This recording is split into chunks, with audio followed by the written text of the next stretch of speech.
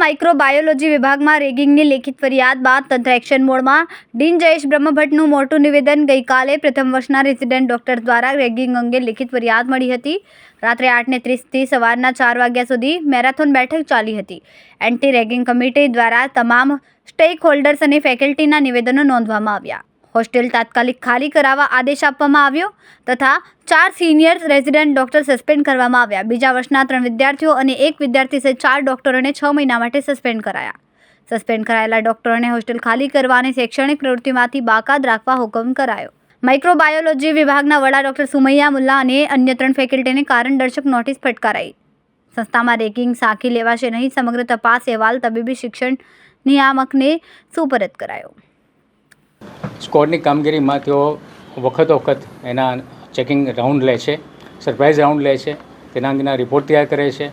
વિદ્યાર્થીઓમાં રેગિંગ વિશેની જે અવેરનેસ, જાગૃતતા જે કંઈ કાર્યો કરવાના હોય એ એમના દ્વારા હાથ ધરવામાં આવે છે અને વખત એના અંગેનું જે ગ્રુપ છે એમાં પણ એમના તરફથી કોઈ પણ બાબત હોય, કોઈ બનાવ નથી તો એ અંગેનું પણ રિપોર્ટિંગ ત્યાં મૂકવામાં આવે છે। મૃતકે અગાઉ કોઈ ફરિયાદ કરી હતી રેગિંગ બાબતે?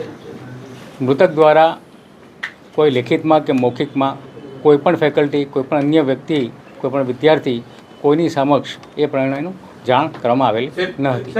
રેગિંગ અત્યારે થાય તો વાંધો નહીં, પણ આમાં રેગિંગમાં એક જણનો જીવ ગયો છે અને ખાલી 6 મહિનાનું સસ્પેન્શન, આ કેટલું યોગ્ય છે? એન્ટી રેગિંગ કમિટીના હાજર તમામ સભ્યો દ્વારા જે બાબત હતી એમાં આ ફિઝિકલ એબ્યુઝ અને એના કારણે આ જે અપમૃત્યુ થયું એને સાંકળી શકાય એવા કોઈ નક્કર પુરાવા ન જોતા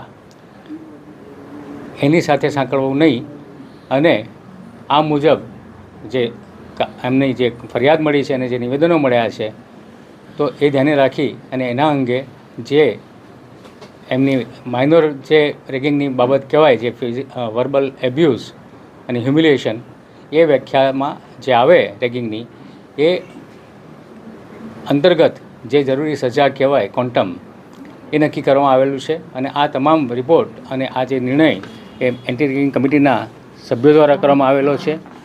કોઈ એક વ્યક્તિગત નિર્ણય નથી, આ સમગ્ર કમિટીનો નિર્ણય છે અને એમાં તમામ મુદ્દાઓને અભ્યાસ કરી, 10 વર્ષીય અભ્યાસ કરી અને પછી આ પ્રમાણે નિર્ણય લેવામાં આવેલો છે।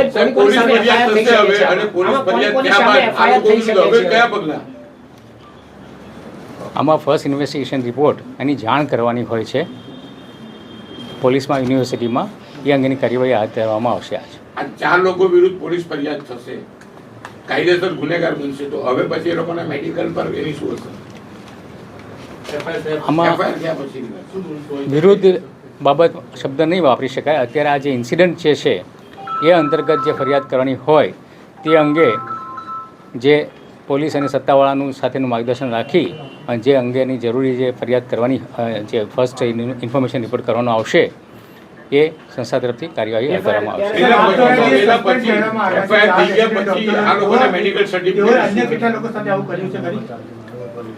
આપણે એક પછી એક પ્રશ્ન આવે તો વધારે